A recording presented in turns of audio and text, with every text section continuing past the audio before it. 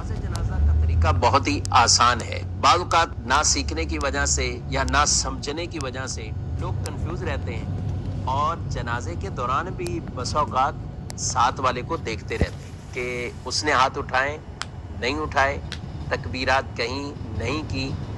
और यही मामला ईद की नमाज में भी होता है।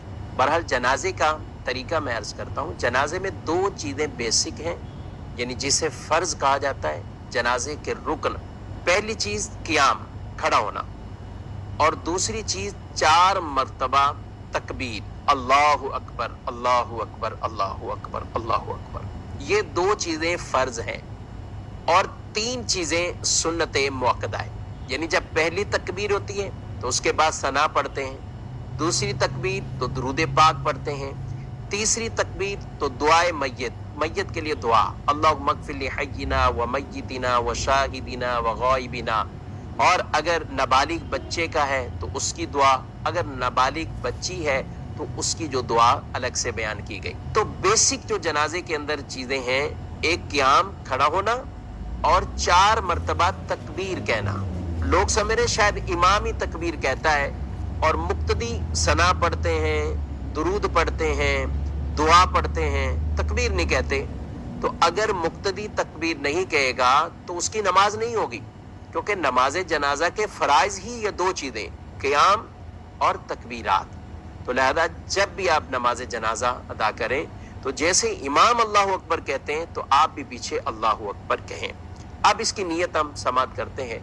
नीयत नमाज जनाजा की 4 तकबीर नमाज जनाजा फ़र्ज किफ़ाया पढ़ने वास्ते अल्लाह तबारक व तआला के मुँह खाना काबा शरीफ की तरफ, पीछे से इमाम के अल्लाहु अकबर कहते हुए अपने हाथों को बांध लेंगे, लेकिन बीच में किसी भी तकबीर में हाथ नहीं उठाएंगे, तकबीरें कहेंगे। जब सना पढ़े और सना के अंदर व तआला जद्दू का, उसके बाद वजल्ला सनाउका वला इलाहा गैरुक, ये 7 अगर इजाफा कर लेते हैं तो ये भी बेहतर है। और अगर सिर्फ नमाज वाली सना पड़ी तो भी सुन्नत अदा हो जाएगी। अब दूसरी तकबीर होगी लेकिन हाथ नहीं उठाएंगे।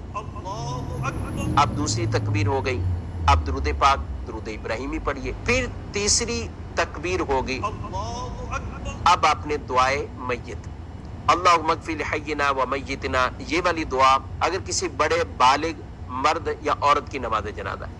अगर नाबालिग बच्चा है तो फिर नाबालिग की दुआ, और बच्ची है तो नाबालिग बच्ची वाली दुआ। अब जब ये पढ़ लेंगे तो फिर चौथी तकबीर होगी और उसके बाद दोनों हाथों को खोल कर छोड़ देंगे और दाईं तरफ और बाईं तरफ सलाम फेर देंगे।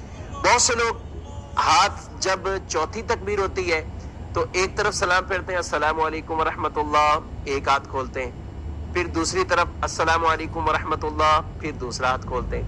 ये नहीं, जब आपने चौथी तकबीर कह दी तो अब ऐसे ही ना, अल्लाहु अकबर, चौथी तकबीर हुई, दोनों हाथ खोल दे, अस्सलामु अलैकुम व रहमतुल्लाह, अस्सलामु अलैकुम व रहमतुल्लाह।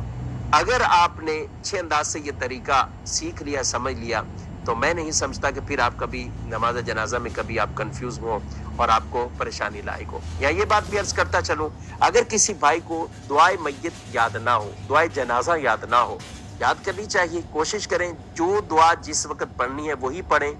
लेकिन अगर दुआ याद नहीं है तो आप कोई सी भी दुआएं मासूरा, कुरान या हदीस के अंदर जो दुआएं मनकूल हैं, तो आप वो दुआ पढ़ सकते हैं। यानी रब्बना आतिना फिद दुनिया हसना, ये वाली दुआ, रब्बना अग़फ़िर ली व लिवालिदैया व लिलमुमिनीना यौम यक़ूमुल हिसाब, ये वाली दुआ। और इसी तरह सूरह फातिहा भी दुआ की नीयत से पढ़ सकते हैं, कुरान की नीयत से पढ़ने की इजाज़त नहीं है। तो खुलासा कलाम ये हुआ कि नमाज जनाजा में 2 चीज़ें फ़र्ज, यानी क़ियाम और 4 तकबीरें, और फिर 3 चीज़ें जो आगे हैं, सना पढ़ना, दुरूद पढ़ना और दुआए मैयत, ये सुन्नत मुअक्कदा है। यूं नमाज जनाजा मुकम्मल हो जाए। नमाज जनाजा का तरीका बहुत ही आसान है। बाज़ औक़ात ना सीखने की वजह